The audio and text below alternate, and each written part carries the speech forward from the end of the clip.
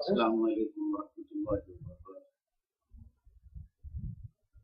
إن الحمد لله نحمده ونستعينه ونؤمن به ونستغفره ونتوكل عليه ونعوذ بالله من شرور أنفسنا ومن سيئات أعمالنا. من يهده الله فلا مضل له ومن يضلل فلا هادي له.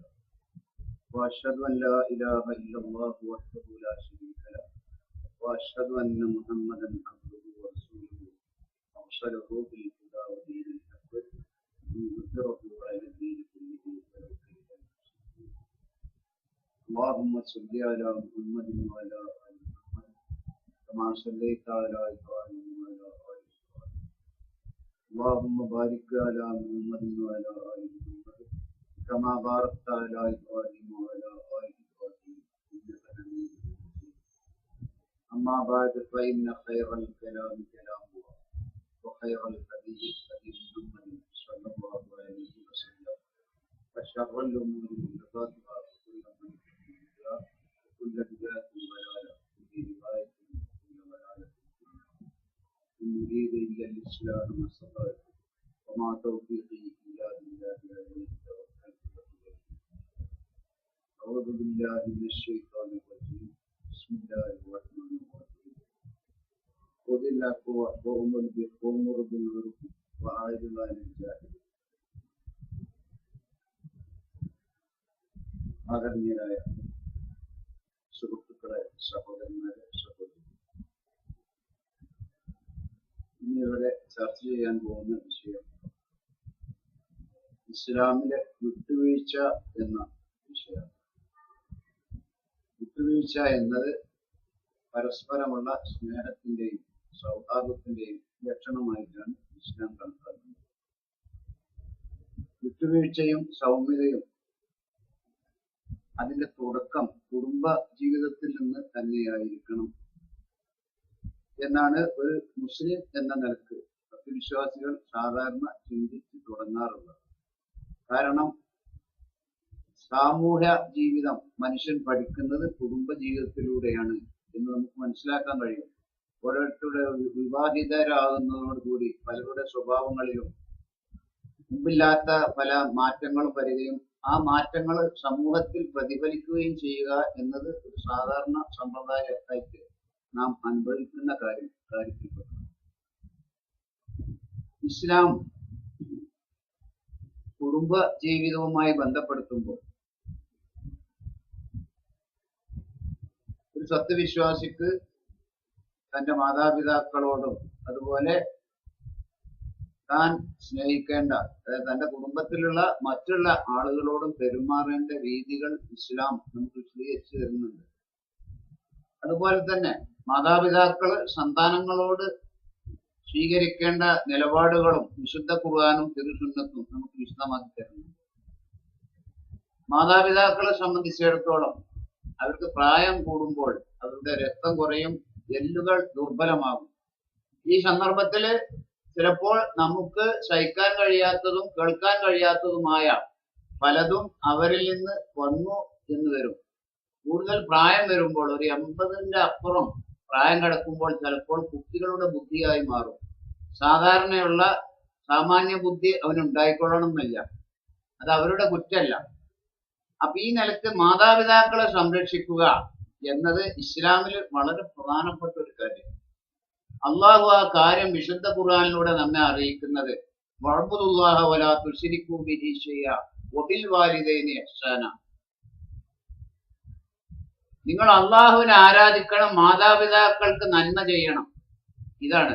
അപ്പൊ അള്ളാഹു ഒരു സത്യവിശ്വാസിയെ സംബന്ധിച്ചിടത്തോളം അള്ളാഹുവിനുള്ള ആരാധന കഴിഞ്ഞാൽ ഇന്നൊരു വ്യക്തി ചെയ്യുന്ന ഏറ്റവും നല്ല സൽക്കർമ്മം എന്താണെന്ന് വെച്ചാൽ അവന്റെ മാതാപിതാക്കൾക്ക് നന്മ ചെയ്യാൻ പോകാൻ പറ്റും. ഖുർആൻ മറ്റൊരു സൂറത്തിലും ഇതേ വിഷയം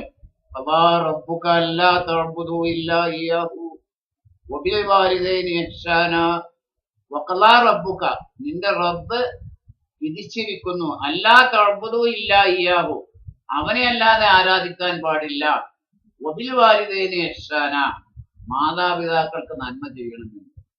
അപ്പൊ അള്ളാഹുവിനുള്ള ആരാധന കഴിഞ്ഞാൽ പിന്നെ ഒരു സത്യവിശ്വാസി ചെയ്യുന്ന ഏറ്റവും വലിയ സൽക്രമം മാതാപിതാക്കൾക്ക് നന്മ ചെയ്യുക, അവരെ ശുശ്രൂഷിക്കുക എന്നതാണ്. അവർ വെറുപ്പിക്കുന്ന സംഗതി നമ്മളിൽ നിന്ന് ഉണ്ടായിക്കൂടാ.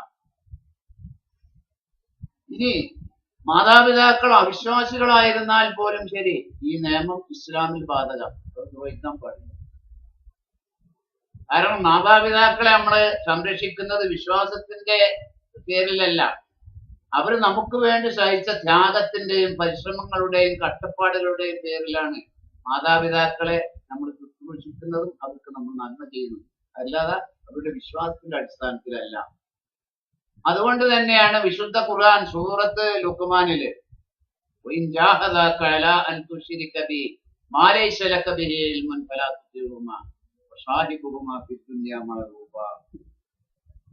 ഈ ആയത്തിറങ്ങാൻ ഒരു അവതരണ സന്ദർഭമുണ്ട്. സഅദ് റളിയല്ലാഹു അൻഹു ഒരു പ്രസിദ്ധ സഹാബിയായിരുന്നു. അദ്ദേഹം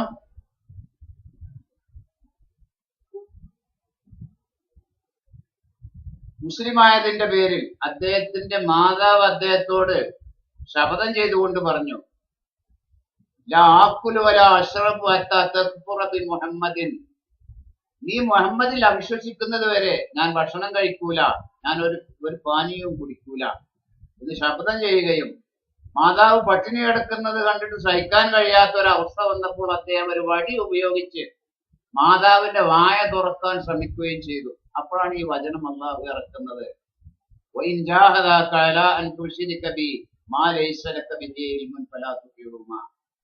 നിന്റെ മാതാവും പിതാവും നിന്നോട് അള്ളാഹുവിൽ പങ്കു ചേർക്കാൻ കൽപ്പിച്ചാൽ ഫലാ തുതിഉഹുമ, ഒരിക്കലും അവരനുസരിച്ചു പോകരുത്. പക്ഷെ ഭൗതികമായിട്ടോ ദുനിയാവിൽ അവരോട് നല്ല രീതിയിൽ നീ പെരുമാറേണ്ടതുണ്ട്. ഈ വചനം ഇറങ്ങുന്നത് ഈ സന്ദർഭത്തിലാണെന്ന് മഹാന്മാരായ മുഫസ്സിറുകൾ അവരുടെ തഫ്സീറുകളിൽ രേഖപ്പെടുത്തി വെച്ചിട്ടുണ്ട്. അതുപോലെ തന്നെ അൽഖമാ റളിയല്ലാഹു അൻഹു ഒരു പ്രസിദ്ധ സഹാബിയായിരുന്നു. അദ്ദേഹത്തിന്റെ മരണരോഗ സന്ദർഭത്തില് ഷഹാദത്ത് ചൊല്ലിക്കൊടുത്തിട്ടും അദ്ദേഹം ചൊല്ലാൻ തയ്യാറാകുന്നില്ല.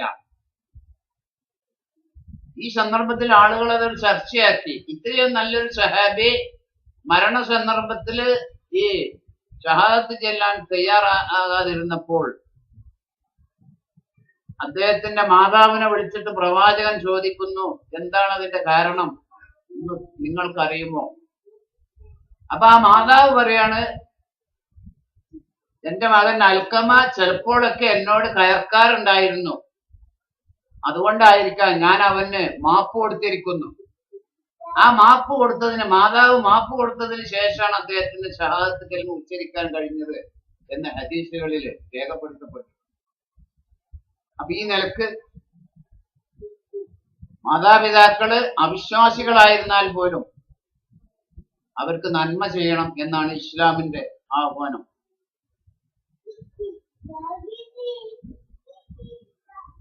ഇന്ന് നമ്മുടെ നാട്ടില് സ്വന്തം ഭാര്യമാർക്ക് വേണ്ടി മാതാപിതാക്കളെ ദ്രോഹിക്കുന്ന ആളുകൾ ധാരാളമാണ്. ദീനീബോധമില്ലാത്ത മിക്കവാറും ആളുകൾ ഈ വിഭാഗത്തിൽപ്പെട്ടത്. സ്വന്തം ഭാര്യമാര് ഇച്ഛക്ക് വേണ്ടി, ആഗ്രഹങ്ങൾക്ക് വേണ്ടി മാതാപിതാക്കളെ ദ്രോഹിക്കുക, അവർ പറയുന്ന കാര്യം കേൾക്കാതിരിക്കുക, അവരെ അവഗണിച്ചു തള്ളുക, ഇതൊക്കെ സമൂഹത്തിൽ ഇന്ന് ധാരാളമായി നടന്നുകൊണ്ടിരിക്കുന്നതാണ്.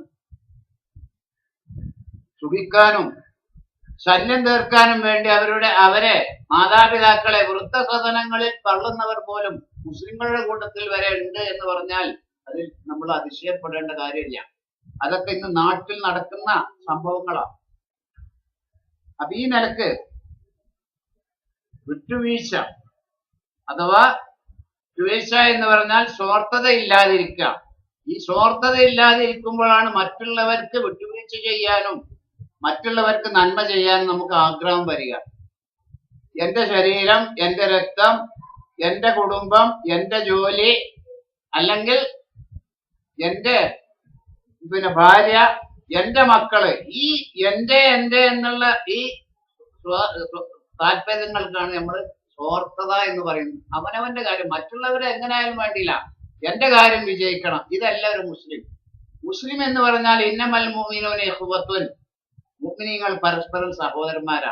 സഹോദരന്മാരാവുമ്പോൾ നമുക്ക് ഒരു ഹയർ കിട്ടിയാൽ മറ്റുള്ളവനും അത് ലഭിക്കണം എന്ന ആഗ്രഹം, ഇത് സ്വാർത്ഥതയുള്ളവന് ഈ ആഗ്രഹം ഉണ്ടാവില്ല. ഈ ആഗ്രഹം വന്നു കഴിഞ്ഞാൽ അവന്റെ ജീവിതത്തിൽ മറ്റുള്ളവർക്ക് ഒരു വിട്ടുവീഴ്ചയും ചെയ്തു കൊടുക്കൂല.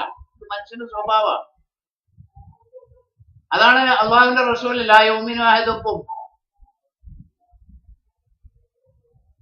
ഹത്താ യുഹിബ്ബ ലി അഖീഹി മാ ലാ യുമിനു അഹദുക്കും, നിങ്ങളിൽ നിന്ന് ഒരാളും മുഅ്മിനായിത്തീരുന്നതല്ല താൻ തനിക്ക് വേണ്ടി ഇഷ്ടപ്പെടുന്നത് തന്റെ സഹോദരന് വേണ്ടിയും ഇഷ്ടപ്പെടുന്നത് വരെ ഒരാൾ മുഅ്മിനാവൂല.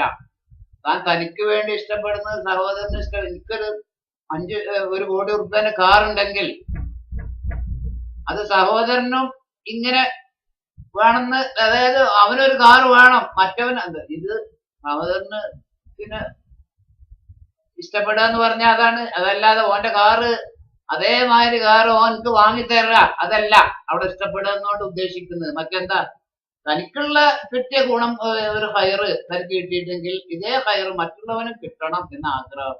പക്ഷെ ആ ആഗ്രഹം ഉള്ളവരൊന്നും കുറവാണ്. മറ്റുള്ളവനേക്കാളും മേലെ നിൽക്കണം എന്നുള്ളതാണ് സമൂഹത്തില് ബഹുഭൂരിപക്ഷ ആളുകളും ആഗ്രഹിക്കുന്ന. അങ്ങനെയാണ്, മറ്റുള്ളവന്റെ മേലെ നിൽക്കണം. ഈ മേലെ നിൽക്കുക എന്നുള്ളത് അൽഹാഖു മുത്തക്കാസുർ ഹത്താ സുർത്തുമുൽ മഖാബിർ, അതാണ് വിശുദ്ധ ഖുർആൻ പറഞ്ഞത്.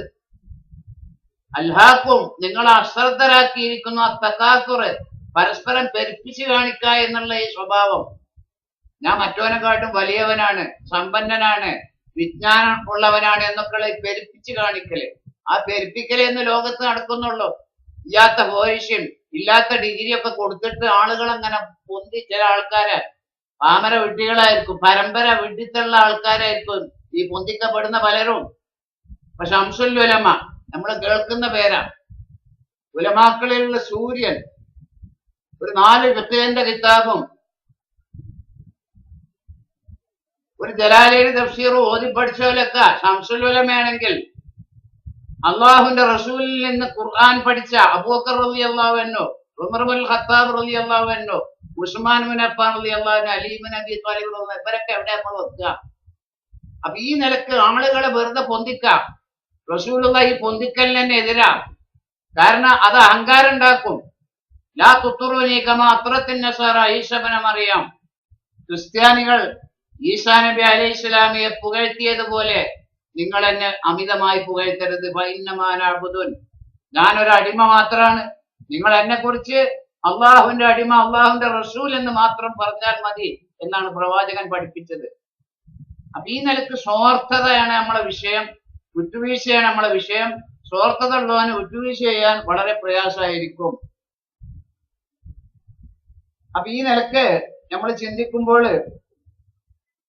സന്താനങ്ങളോട്, മാതാപിതാക്കളോട്, മറ്റുള്ള കുടുംബങ്ങളോട്, സമൂഹത്തോട്, ഇവരോടൊക്കെ പെരുമാറുമ്പോൾ പരമാവധി നമ്മൾ വിട്ടുവീഴ്ച മനസ്ഥിതി കാണിക്കണം എന്നാണ് ഖുർആൻ നമ്മെ പഠിപ്പിക്കുന്നത്. ഇനി നമ്മുടെ കുടുംബജീവിതത്തിലേക്ക് നമ്മളൊന്ന് ഇറങ്ങി തിരിക്കുകയാണെങ്കിൽ കുഴപ്പങ്ങളുടെയും പോരുകളുടെയും വിഹാര കേന്ദ്രമാണ് നമ്മുടെ കുടുംബജീവിതം എന്ന് മനസ്സിലാക്കാൻ കഴിയും. സംതൃപ്തമായ കുടുംബജീവിതം നയിക്കുന്ന ആളുകൾ സമൂഹത്തില് ഒരു 5% പോലും ഉണ്ടാകില്ല എന്നുള്ളതാണ് വാസ്തവം. പരിശോധിച്ചാൽ നമുക്ക് മനസ്സിലാക്കാൻ കഴിയും. നമ്മളെ കുടുംബത്തിലേക്ക് ഇങ്ങോട്ട് പോന്നാല് അമ്മായിമ്മ പോര്, നാത്തൂൻ പോര്, അതുപോലെ മരുമകളോടുള്ള പോര്, ഈ ജാതി നിരവധി പോരുകൾ കൊണ്ട് പോരുകൾ ഭരിതമാണ് നമ്മുടെ കുടുംബജീവിതം. മരുമകൾ ചെയ്യുന്നതൊക്കെ അമ്മായിമ്മക്ക് ഇഷ്ടപ്പെടാത്ത കാര്യങ്ങൾ, അമ്മായിമ്മ പറയുന്നതൊന്നും മരുമകൾക്ക് ഉൾക്കൊള്ളാൻ കഴിയാത്ത അവസ്ഥ. ഇതല്ല ഇസ്ലാം. സമൂഹത്തില് നല്ലൊരു വിഭാഗം കുടുംബജീവിതത്തിൽ കഷ്ടപ്പെടുന്നവരാണ്. ചില ആൾക്കാര് സമൂഹത്തിലൊക്കെ വളരെ മാന്യന്മാരായി പെരുമാറും, വളരെ മാന്യന്മാരായിരിക്കും, നല്ല സൽസ്വഭാവികളായിട്ട്. കുടുംബത്തിലോ പെരിയില് ഭാര്യമാരെത്തിയെന്ന കീരിയും പാമ്പും കണ്ടതുപോലെ.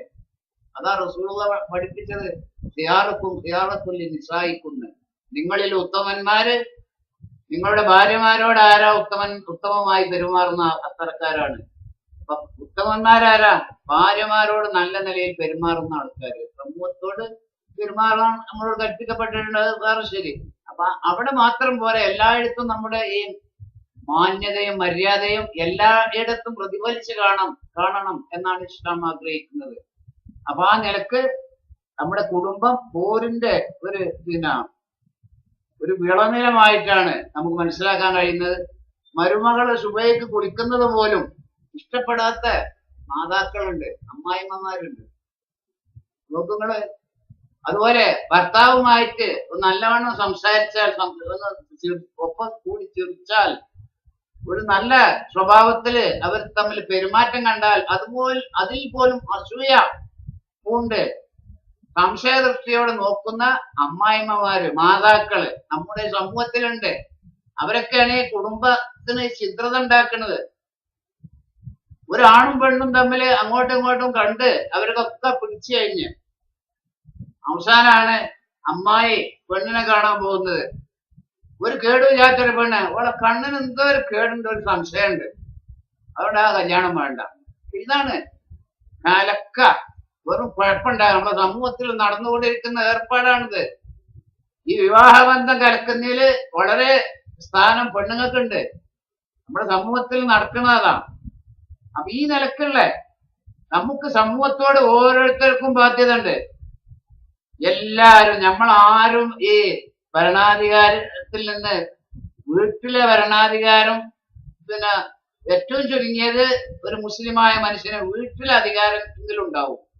അതാ റസൂൽ പഠിപ്പിച്ചത്, കുല്ലുക്കും റാഈൻ, നിങ്ങളിൽ ഓരോരുത്തരും ഭരണാധികാരികളാണ്. കുല്ലുക്കും മസ്ഊലുൻ അൻ റഈയതിഹി, നിങ്ങളിൽ ഓരോരുത്തരും തന്റെ പ്രജകളെ കുറിച്ച് ചോദ്യം ചെയ്യപ്പെടുന്നതാണ് എന്നാണ് അള്ളാഹുവിന്റെ റസൂല് നമ്മെ പഠിപ്പിച്ചത്. അപ്പൊ മക്കളെ നന്നാക്കി തീർക്കുന്ന ബാധ്യത ആർക്കുണ്ട്?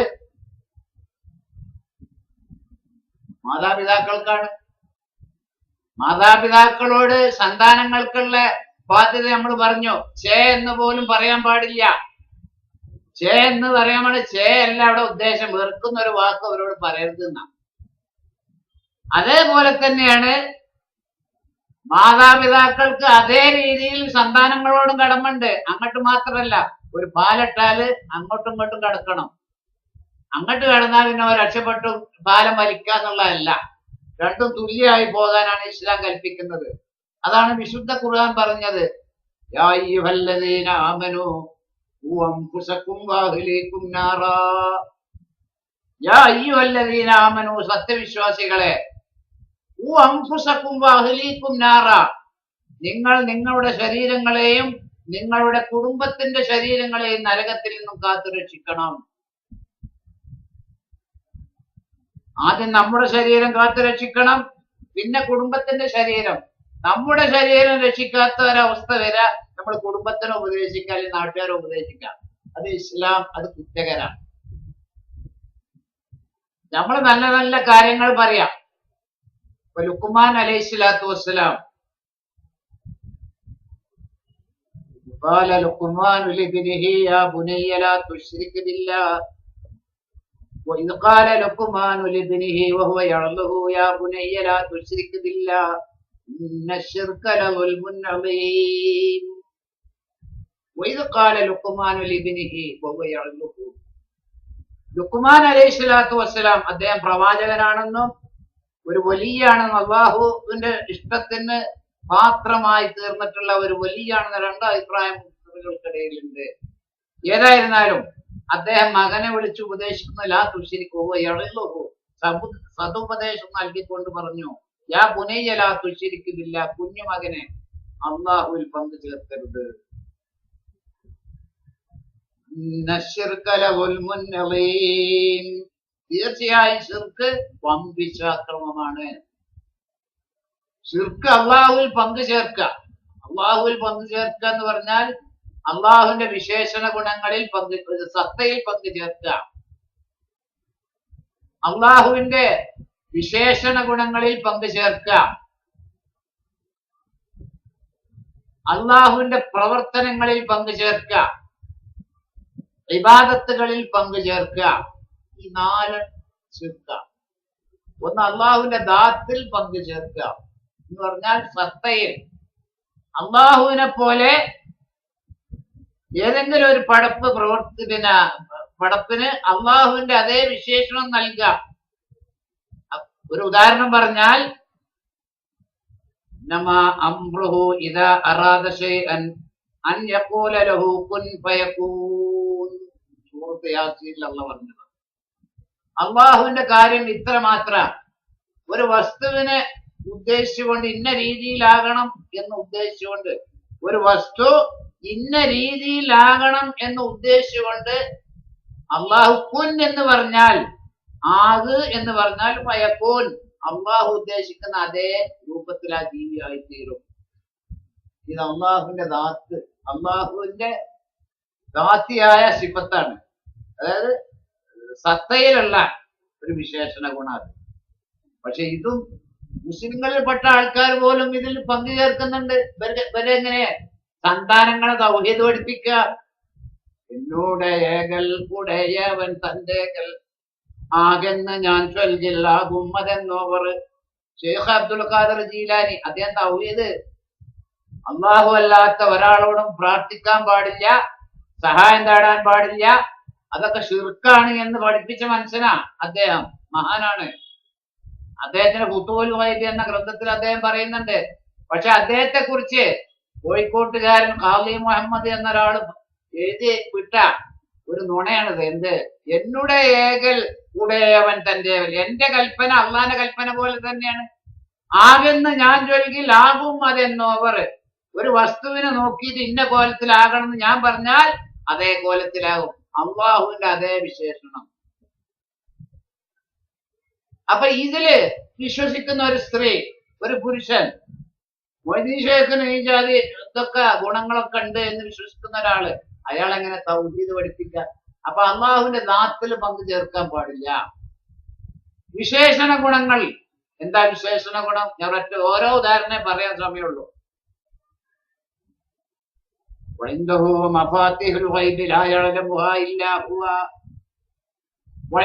അള്ളാഹുവിന്റെ അടുക്കലാകുന്നു മഫാത്തിഹുൽ ഗൈബ്, അദൃശ്യകാര്യത്തിന്റെ താക്കോലുകൾ പടച്ചവന്റെ അടുക്കലാണ്. ലാ യഅലമുഹാ ഇല്ലാ ഹുവ, അവനല്ലാതെ അതറിയുന്ന ഒരു ശക്തിയുമില്ല. അപ്പൊ അദൃശ്യകാര്യം അള്ളാഹ് മാത്രമേ അറിയുള്ളൂ. അത് അള്ളാഹുവിന്റെ വിശേഷം. ആലിമുൽ ഗൈബ്, ആലിമുൽ ഗൈബി വശഹാദ, രഹസ്യവും പരസ്യവും അറിയുന്നവൻ അള്ളാഹു. നമ്മൾ പരസ്യം മാത്രമേ അറിയുള്ളൂ, അള്ളാഹു മാത്രമേ രഹസ്യം അറിയുള്ളൂ. ഒരു മനുഷ്യന്റെ ഹൃദയത്തിലുള്ള രഹസ്യമാണ്, അത് അള്ളാഹു അല്ലാതെ ഒരു ശക്തി അറിയില്ല.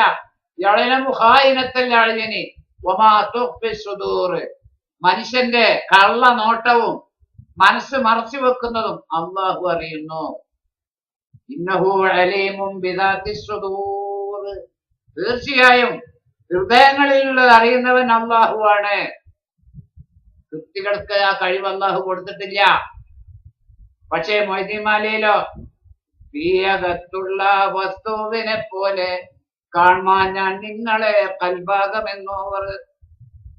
ഉപ്പിന്റെ അകത്തുള്ള വസ്തു മണ്ണെണ്ണയാണോ, സ്പ്രേ സുഗന്ധ ദ്രാവകമാണോ, വെളിച്ചെണ്ണയാണോ, വെള്ളമാണോ എന്ന് കുപ്പിന്റെ അകത്ത് ഉള്ള ഒരു വസ്തു നേർക്ക് നേരെ നോക്കിക്കാണുന്നത് പോലെ ഷെയ്ഖ് അബ്ദുൽ ഖാദർ ജീലാനി 400-ന്റെ 500-ന്റെ ഇടയിൽ ജീവിച്ച് മരിച്ചുപോയ മനുഷ്യൻ ഇപ്പോഴും നമ്മളെ മനസ്സിലുള്ളതൊക്കെ അറിയുന്നുണ്ടെന്ന് പറഞ്ഞാൽ അപ്പോഴാണ് അള്ളാഹിനെക്കാട്ടി മേലെ. നോക്കിയോള്, നമ്മുടെ സമൂഹത്തിന്റെ വിശ്വാസമാണ്. ഈ വിശ്വാസം ഉൾക്കൊണ്ട ഒരാള് തൗഹീദിന്റെ വിഷയത്തില് എങ്ങനെ തന്റെ സന്താനങ്ങളെ പഠിപ്പിക്കും? നമ്മൾ മനസ്സിലാക്കണം, ചിന്തിക്കണതൊക്കെ. അതുപോലെ അള്ളാഹുവിന്റെ ദാത്തില് സിഫാത്തില് അഫ്ആലില് പങ്കു ചേർക്കുക. ശംസു തജ്രീ മുസ്തഖറിൻ ലഹാ ദാലിക തഖ്ദീറുൽ അസീസിൽ അലീം. വശംസു തജ്രീ മുസ്തഖറിൻ ലഹാ, സൂര്യൻ അതിന്റെ താവളത്തിലേക്ക് സഞ്ചരിച്ചു കൊണ്ടിരിക്കുന്നു. ദാലിക തഖ്ദീറുൽ അസീസിൽ അലീം, അത് ആരുടെ കണക്കാണ്? ഒരു ശാസ്ത്രജ്ഞന്റെ കണക്കല്ല, നമ്മുടെ കണക്കല്ല. തഖ്ദീർ, ആ കണക്ക് ആരുടെ? സൂര്യൻ സഞ്ചരിക്കുന്നത് ആരുടെ കൽപ്പന പ്രകാര? പടച്ച തമ്പുരാന്റെ. തഖ്ദീറുൽ അസീസിൽ അലീം, സർവജ്ഞനും പ്രതാപശാലിയുമായ അള്ളാഹുവിന്റെ കണക്കാകുന്നത്. പമ്പർത്ത കൊടിയെടുത്താൽ മഴ പെയ്യുമെന്ന വിശ്വാസം അത് അള്ളാഹുവിന്റെ അഫ്ആലിൽ പങ്കു ചേർക്കല. ഒരു കീറ കഷ്ണത്തിന് മഴ പെയ്യിക്കാൻ കഴിവുണ്ടോ? ഇതാണ് നമ്മുടെ സമൂഹം. ഇതിൽ വിശ്വസിക്കുന്ന ഒരു വ്യക്തിക്ക് എങ്ങനെ തൗഹീദ് പഠിപ്പിക്കാൻ തന്റെ സന്താനങ്ങളെ കഴിയും? രാവിലെ 8 മണിക്ക് എഴുന്നേൽക്കുന്ന, സുബഹിസ്കരിക്കാതെ എഴുന്നേൽക്കുന്ന ഒരു പിതാവിന് യാ ബുനയ്യ അഖിമിസ് സ്വലാത്ത വഅ്മുർ ബിൽ മഅറൂഫി വൻഹ അനിൽ മുൻകർ വസ്ബിർ അലാ മാ അസാബക ഇന്ന ദാലിക മിൻ അസ്മിൽ ഉമൂർ. യാ ബുനയ്യ അഖിമിസ് സ്വലാത്ത, കുഞ്ഞുമകനെ നീ നമസ്കാരം നിലനിർത്തണം. വഅ്മുർ ബിൽ മഅറൂഫി വൻഹ അനിൽ മുൻകർ, നന്മ കൽപ്പിക്കണം, തിന്മ നിരോധിക്കണം. വസ്ബിർ അലാ മാ അസാബക, നിനക്ക് പല അള്ളാഹുവിന്റെ ദീനിന് വേണ്ടി പ്രവർത്തിക്കുമ്പോൾ ഒരുപാട് നാശങ്ങളും നഷ്ടങ്ങളും കഷ്ടങ്ങളും ഒക്കെ സംഭവിച്ചേക്കാം. അവിടൊക്കെ നീ ക്ഷമിക്കണം എന്ന് ലുഖ്മാൻ അലൈഹി സ്വലാത്തു വസ്സലാം ഉപദേശിച്ചതുപോലെ നമുക്ക് ഉപദേശിക്കാൻ അർഹത ഉണ്ടോ എന്ന് നമ്മൾ നോക്കണം. സുബഹിസ്കരിക്കാതെ 8 മണിക്ക് നിൽക്കുന്ന ആള് തന്റെ കുഞ്ഞിനോട് എങ്ങനെ സുബഹിസ്കരിക്കാൻ കൽപ്പിക്കും? ഇതുകൂടി നമ്മൾ ചിന്തിക്കണം. അതാ ഖുർആൻ ചോദിക്കുന്ന നമ്മളോട് ചോദ്യം. യാ അയ്യുഹല്ലദീന ആമനൂ ലിമ തഖൂലൂന മാ ലാ തഫ്അലൂൻ. സത്യവിശ്വാസികളെ, നിങ്ങൾ എന്തിനാണ് പ്രവർത്തിക്കാത്തത് പറഞ്ഞുകൊണ്ടിരിക്കുന്നത്? കബുറ മഖ്തൻ ഇൻദല്ലാഹി അൻ തഖൂലൂ മാ ലാ തഫ്അലൂൻ.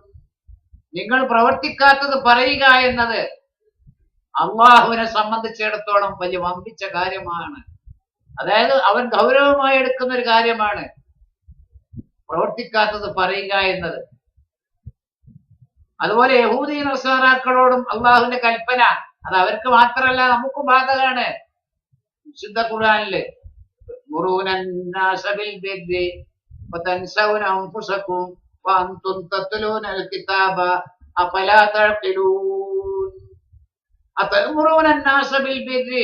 നിങ്ങൾ ജനങ്ങളോട് നന്മ കൽപ്പിക്കുന്നുവോ, നിങ്ങൾ സ്വയം അത് മറക്കുകയും ചെയ്യുന്നു.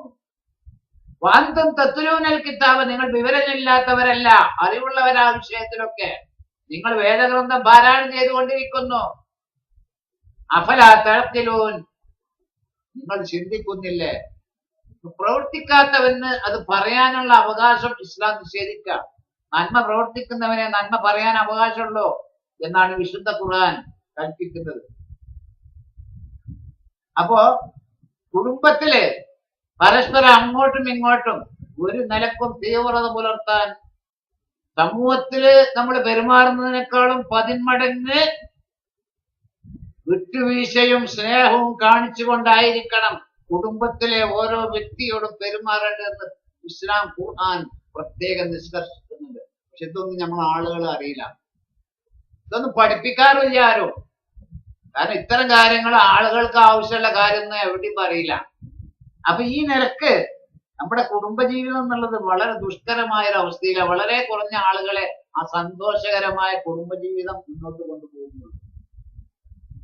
അപ്പോ ഇസ്ലാമില് കുടുംബങ്ങൾ തമ്മിലുള്ള ശത്രുക്കളോട് വരെ ഇബ്രാഹിം നബിന്റെ ഒക്കെ ശൈലി നമ്മൾ ചിന്തിക്കേണ്ടതാണ്. ഇബ്രാഹിം നബിന്റെ ശൈലി എന്തായിരുന്നു? യാ അബത്തി ലിമ തഅ്ബുദു മാ ലാ യസ്മഉ വലാ യുബ്സിറു വലാ യുഗ്നി അൻക ശൈആ. ഇബ്രാഹിം നബി പിതാവിനെ ഉപദേശിക്കാം. യാ അബത്തി, എന്റെ പ്രിയപ്പെട്ട പിതാവേ എന്നാ ഇതിന്റെ അർത്ഥം. എന്റെ പ്രിയപ്പെട്ട ഉപ്പ, ലിമ തഅ്ബുദു മാ ലാ യസ്മഉ വലാ യുബ്സിറു വലാ യുഗ്നി അൻക ശൈആ. എന്തിനാണ് നിങ്ങൾ ലിമ തഅ്ബുദു, എന്തിനാണ് നിങ്ങൾ ഈ ആരാധിച്ചുകൊണ്ടിരിക്കുന്നത്? മാ ലാ യസ്മഉ, കേൾക്കാൻ കഴിവില്ലാത്ത ഈ വിഗ്രഹത്തിന്, വലാ യുബ്സിറു, കാണാൻ കഴിവില്ലാത്തതിന്, വലാ യുഗ്നി അൻക ശൈആ, താങ്കൾക്ക് ഒരു പ്രയോജനവും ചെയ്യാത്ത ഈ വസ്തുക്കൾ എന്തിനാണ്? പ്രിയപ്പെട്ട പിതാവേ എന്ന് പറഞ്ഞിട്ടാ. ഇബ്രാഹിം നബി അലൈഹി ഇസ്ലാമിയുടെ പിതാവ് ആസർ വിഗ്രഹം ഉണ്ടാക്കി അത് വിൽക്കുന്ന ഒരു വിഗ്രഹ കച്ചവടക്കാരനും കൂടിയായിരുന്നു. പൂജാരി എന്നതിൽ കവിഞ്ഞ് ആ ജോലിയും കൂടി അദ്ദേഹത്തിന് ഉണ്ടായിരുന്നു എന്ന് ചരിത്രം പറയുന്നത്. അദ്ദേഹത്തോട് വിളിച്ചിട്ടാണ്. അതുപോലെ നൂഹ് അലൈഹി സ്വലാത്തു വസ്സലാം തന്റെ മകനെ അഭിസംബോധനം ചെയ്ത രീതി ഖുർആൻ യാ പുനയ്യർക്കം മഴന. നൂഹ് അലൈഹി ഇസ്ലാമിന്റെ മകൻ വെള്ളപ്പൊക്കത്തില് മുങ്ങിയും താഴ്ന്നും കൊണ്ടിരിക്കുന്ന സന്ദർഭത്തില് പിതാവ് മനം നൊന്ത് കണ്ട് മകനെ വിളിക്കാണ് യാ പുനയ്യ, കുഞ്ഞു മകനെ, എടാതി കേറിക്കോന്നല്ല, നമ്മളൊക്കെ അങ്ങനെ പറയാം. യാ പുനയ്യ, എന്റെ കുഞ്ഞു മകനെ, ഇർക്കം മഴന, ഞങ്ങളോടൊപ്പം കേറിക്കോ എന്നാണ് മകനെ വിളിച്ചു ഉപദേശിച്ചത്. അപ്പൊ ഈ നിലക്ക് വളരെ സൗമ്യമായിട്ട് പെരുമാറേണ്ടതാണ് കുടുംബത്തില്. അത് ഖുർആൻ പ്രത്യേകം പറയുന്നുണ്ട്, യാ അയ്യുഹല്ലദീന ആമനൂ, സത്യവിശ്വാസികളെ, മിൻ അസ്വാജിക്കും വഔലാദിക്കും അദുവ്വൻ ലക്കും, തീർച്ചയായും നിങ്ങളുടെ ഭാര്യമാരിലും നിങ്ങളുടെ മക്കളിലും നിങ്ങൾക്ക് ശത്രുക്കളുണ്ട്. ശത്രു പറഞ്ഞാല് നിങ്ങളെ കൊല്ലുന്ന ശത്രുതല്ല, ആദർശപരമായ ശത്രുതയാണ് ഇവിടെ കാണുന്നത്. പിതാവിന്റെ ആദർശം അവിടെ അല്പം അമ്മക്ക്. അപ്പൊ അത്തരം ആദർശപരമായ ശത്രുതയുള്ള ആളുകളെ കയ്യും കാലും വെട്ടിമുറിച്ചിട്ട് ഇടാനല്ല ഖുർആൻ കൽപ്പിക്കുന്നത്. എന്താ പറയുന്നത്? അതുവല്ലക്കും ഫഹ്ദറൂഹും, അവരെ നിങ്ങൾ സൂക്ഷിക്കണം. അവരെ ഏതെല്ലാം വഴിക്ക് നീങ്ങുന്നത് നിങ്ങൾ അവരെ നിങ്ങൾ വീക്ഷിച്ചുകൊണ്ടേയിരിക്കണം. ഫഹ്ദറൂഹും, അവരെ നിങ്ങൾ സൂക്ഷിക്കണം. സൂക്ഷിച്ചാൽ മാത്രം പോരാ, നിങ്ങൾ അവർക്ക് മാപ്പ് നൽകുകയും വിട്ടുവീഴ്ച ചെയ്യുകയും അവർ നിങ്ങളോട് എന്തെങ്കിലും അമിതമായിട്ട് പറഞ്ഞിട്ടുണ്ടെങ്കിൽ നിങ്ങൾ അത് പുറത്തു കൊടുക്കുകയും ചെയ്യുകയാണെങ്കിൽ അള്ളാഹു വളരെയധികം പൊറുക്കുന്നവനാണ്, കണക്കില്ലാതെ പൊറുക്കുന്നവനാണ്. കുടുംബത്തില് ആരെങ്കിലും എന്തെങ്കിലും ഒരു നിസ്സാര കാര്യം ചെയ്താൽ അത് പർവ്വതീകരിച്ച് വലിയ കുടുംബ പ്രശ്നമാക്കി മാറ്റരുത്. കുടുംബത്തില് രക്തബന്ധം തമ്മിൽ തെറ്റിക്കഴിഞ്ഞാൽ അത് നന്നാകാൻ വളരെ പ്രയാസമാണെന്നാണ് നമ്മൾ ഉണർത്തുന്നത്. അല്ല പറയാതെ പറയുന്നത് അതാണ് ഇതിലൂടെ. കുടുംബബന്ധം, രക്തബന്ധം തെറ്റിക്കഴിഞ്ഞാൽ പിന്നീട് അത് ശരിയായി തീരണമെങ്കിൽ വളരെ പ്രയാസമാണ്. അപ്പൊ നമ്മളെ തീവ്രവാദം കൊണ്ട് ചില ആൾക്കാർ യുക്തിവാദികളായി മാറാം. മാതാപിതാക്കള് മതത്തിലിങ്ങോട്ട് അഭിരമിച്ചിട്ട് ഒരു സ്വർഗത്ത് പോയി വന്ന മാതിരിയുള്ള പെരുമാറ്റം മറ്റുള്ളവരുടെ പെരുമാറിക്കഴിഞ്ഞാൽ അത് താടിയുടെ കോലത്തിലാണെങ്കിലും ഏത് കോലത്തിലാണെങ്കിലും ഈ മക്കള് ചിലപ്പോ മതത്തിനോട് തന്നെ വെറുക്കും. അങ്ങനെ വെറുത്ത് സ്വന്തം മക്കളെ മൊട്ടയടിപ്പിച്ചതിന്റെ പേരിൽ ആ മക്കള് യുക്തിവാദിയായി തീർന്ന ചരിത്ര സംഭവം എനിക്ക് ഈ സംസാരിക്കുന്ന എനിക്ക് തന്നെ അറിയാം. ഞാനിവിടെ ആളെ വ്യക്താക്കുന്നില്ല, ചിലപ്പോ ആൾക്കാർ എന്റെ ഗുരുനാഥനായിരിക്കും. അതുകൊണ്ട് അപ്പൊ ഈ നിലക്ക് തന്റെ പിതാക്കളായാലും പിന്നെ മക്കളായാലും ആരായിരുന്നാലും അവരോട് വളരെ വിട്ടുവീഴ്ചയിൽ പെരുമാറണം എന്നാണ് ഖുർആൻ കൽപ്പിക്കുന്നത്. ശുദ്ധ ഖുർആനില് ഇതേമാതിരി യുക്തിവാദിയായിട്ടുള്ള ഒരു മകനെ കാണാം. സൂറത്ത് അഖാഫ് പരിശോധിച്ചാൽ കാണാം. الذي قال لوالديه أف لكما أتعدانني أن أخرج وقد خلت القرون من قبلي وهما يستغيثان الله ويلك آمن إن وعد الله حق ويقول ما هذا إلا أساطير الأولين. കുരുത്തം കെട്ട ഒരു മകനെ കുറിച്ച് വിശുദ്ധ ഖുർആൻ പറയാം. വല്ലദീ ഖാല ലിവാലിദൈഹി, തന്റെ മാതാപിതാക്കളോട് പറഞ്ഞ ഒരുത്തൻ, ഉഫില്ലക്കുമ, നിങ്ങൾക്ക് രണ്ടുപേർക്കും നാശം, അത്തഅദാനിനിയന്നുഖറജ, മരണശേഷം രണ്ടാമത് ജീവിതമുണ്ടെന്ന് പറഞ്ഞ് നിങ്ങൾ എന്നെ ഭീഷണിപ്പെടുത്തുകയാണോ? സത്യവിശ്വാസികളായ മാതാവിനെയും പിതാവിനെയും ഭീഷണിപ്പെടുത്തിക്കൊണ്ട് ഒരു മകന്റെ പ്രസ്താവനയാണ് ഖുർആൻ ഇവിടെ നമുക്ക് വിശദീകരിച്ചു തരുന്നത്. ഈ സന്ദർഭത്തിൽ ആ മാതാപിതാക്കള് നിസ്സഹാരായിക്കൊണ്ട് വൈലക്ക ആമീൻ, മകനെ നിനക്ക് നാശാണ് വരാൻ പോകുന്നത്, ആമീൻ, നീ അല്ലാഹുവിൽ വിശ്വസിക്കണം. ഫയഖൂലു, അപ്പോൾ അവൻ മറുപടി പറയാണ്, മാ ഹാദാ ഇല്ലാ അസാത്തീറുൽ അവ്വലീൻ, നിങ്ങൾ ഈ പറയുന്ന കാര്യങ്ങള് പൂർവികരുടെ കെട്ടുകഥയല്ലാതെ മറ്റൊന്നുമല്ല. അപ്പൊ ഈ ജാതി ആളുകള് ചിലപ്പോൾ സൃഷ്ടിക്കുന്നത് മാതാപിതാക്കളുടെ കടുംപിടുത്തമായിരിക്കും. ഒരു നിസ്സാര കാര്യത്തിന് വീട്ടിൽ നിന്ന് പുറത്താക്കുക, അല്ലെങ്കിൽ ഏതെങ്കിലും ഒരു ചെറിയ കാര്യത്തിന്റെ പേരിൽ അവനെ അങ്ങേയറ്റം ആക്ഷേപിക്കുക. മതത്തിനോട് തന്നെ അവർക്ക് വെറുപ്പ് തോന്നും. ഒരു വ്യക്തിയെ വിശ്വാസിയാക്കുന്നതിലും അവിശ്വാസിയാക്കുന്നതിലും മാതാപിതാക്കൾക്ക് വലിയ പങ്കുണ്ട് എന്നാണ് റസൂലുള്ളാഹി പഠിപ്പിച്ചത്. കുല്ലുക്കും യൂലദു അലാ ഫിത്രത്തിൽ ഇസ്ലാം. നിങ്ങളിൽ ഓരോരുത്തരും ജനിക്കപ്പെടുന്നത് ഇസ്ലാമിക പ്രകൃതി അനുസരിച്ചാണ്. അള്ളാഹുവിന്റെ ഭൂമിയില് അള്ളാഹുവിന്റെ വായു ശ്വസിച്ചിട്ട് അവന്റെ പ്രകാശം നമ്മള് ഉൾക്കൊണ്ടുകൊണ്ട് അവന്റെ ഭക്ഷണം കഴിച്ചുകൊണ്ട് മുലപ്പാലായിരുന്നാലും ഭക്ഷണമായിരുന്നാലും ഒക്കെ ഇസ്ലാമിക പ്രകൃതി അനുസരിച്ച് ദൈവത്തിന്റെ സൃഷ്ടി എന്ന നിലയ്ക്ക് തന്നെയാണ് ഓരോരുത്തരും ജനിക്കപ്പെടുന്നത്. അബവാഹു അവന്റെ മാതാപിതാക്കള് യുവഹിദാനിഹി അവനെ യഹൂദിയാക്കും, ഔ യുമജ്ജിസാനിഹി അല്ലെങ്കിൽ അവനെ മജൂസി അഗ്നി ആരാധകനാക്കുന്നു, ഔ യുനസ്സിറാനിഹി അല്ലെങ്കിൽ അവനെ ക്രിസ്ത്യാനിയാക്കുന്നു. അതായത് വേദക്കാരെ യഹൂദി നസാറ മജൂസി ഈ വിഭാഗത്തിലേക്ക് ഒരു വിശ്വാസി പോകുന്നുണ്ടെങ്കിൽ അത് അവന്റെ മാതാപിതാക്കളുടെ അവനെ വളർത്തുന്നതിലുള്ള ദോഷം കൊണ്ടായിരിക്കുമെന്നാണ് ഇവിടെ പറയുന്നത്. അപ്പൊ ഈ നിലക്ക് കുടുംബത്തില് വിട്ടുവീഴ്ച ചെയ്യുക എന്നത് വളരെ അത്യാവശ്യമായ കാര്യമാണ്. സാന്ദർഭികമായ ഒരു ഉദാഹരണം ഈ വിഷയത്തിൽ വിശുദ്ധ ഖുർആനിൽ വന്നിട്ട് ഒരു ഉദാഹരണം ഞാൻ പറയാം. പ്രവാചകന്റെ പ്രിയപ്പെട്ട പത്നിയും അബൂബക്കർ റളിയല്ലാഹു അൻഹുവിന്റെ പുത്രിയുമായ ആയിഷ റളിയല്ലാഹു അൻഹയുടെ പേരിൽ ഒരു അപവാദ പ്രചരണം നടക്കുകയും സഫ്വാൻ, ഞാൻ ആ ചരിത്രത്തിന്റെ ഉള്ളിലേക്ക് പോകുന്നില്ല, ദീർഘമായ ചരിത്രമാണ്. അതുകൊണ്ട് അതായത് സഫ്വാൻ ഇബ്നു മുഅത്തൽ റളിയല്ലാഹു അൻഹു ആയിഷ റളിയല്ലാഹു അൻഹയും തമ്മിൽ ലൈംഗിക ബന്ധം വരെ ഉണ്ടായി എന്ന് ഇസ്ലാമിന്റെ ശത്രുക്കള് പ്രചരിപ്പിക്കുകയും അത് ഏറ്റുപാടാൻ, അത് നമ്മുടെ സമൂഹത്തിലെ ഇന്ന് മൊത്തത്തിലുള്ള ഒരു അവസ്ഥയാണ്. 10 ആള് പറഞ്ഞാൽ 10,000 തിരുന്ന് പറഞ്ഞ മാതിരി കുറെ ആളുകള് ഒരു അവാസ്തവം പറഞ്ഞാൽ ചിലപ്പോ വിശ്വാസികളായ ആളുകളിൽപ്പെട്ട ചിലരെങ്കിലും അത് പറയുന്ന ഘട്ടം നമ്മുടെ അനുഭവമൊക്കെയാണ്.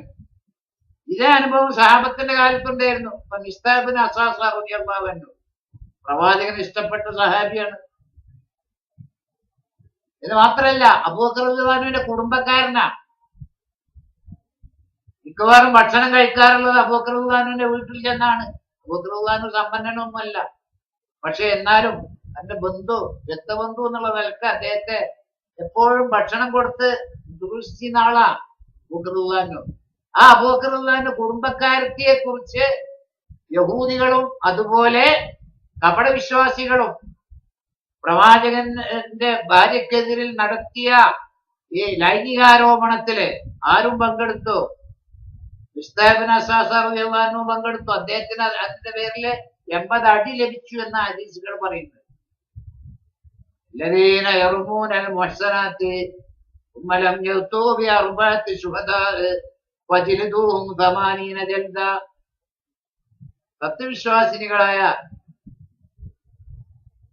വിശ്വാസിനികളും പതിവ്രതകളുമായ സ്ത്രീകളെ കുറിച്ച് അപവാദം പറയുകയും പിന്നീട് 4 സാക്ഷികളെ ഹാജരാക്കുകയും ചെയ്യാതിരുന്ന ആളുകളെ നബിയെ 80 അടി വീതം അടിക്കണം.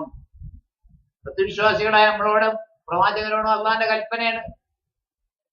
ഒരു നല്ല സ്ത്രീയെ കുറിച്ച് അപവാദ പ്രചരണം പറഞ്ഞു വരുത്തിയിട്ട് സാക്ഷിയെ ഹാജരാക്കാതിരിക്കാം, അങ്ങനത്തെ ഒരു 80 അടി അടിക്കണം എന്നാ.